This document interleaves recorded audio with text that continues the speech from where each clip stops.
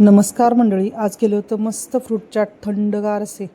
तर भर उन्हाळ्यात करायला हे मस्त छान वाटते खायला.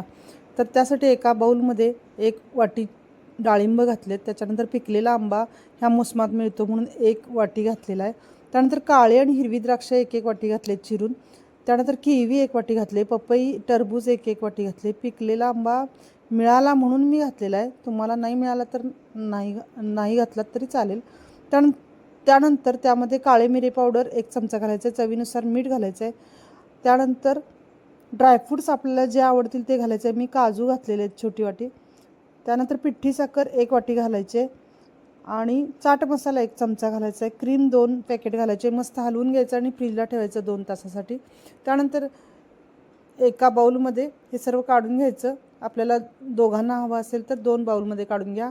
आईस्क्रीमचे 2 बाउल त्यात घालायचे. इतकं छान मस्त असं छान लागते. व्हिडिओ आवडला तर व्हिडिओला लाईक करा, नवीन असेल तर सबस्क्राईब करा. धन्यवाद. पुन्हा भेटू पुढच्या व्हिडिओमध्ये. Bye bye.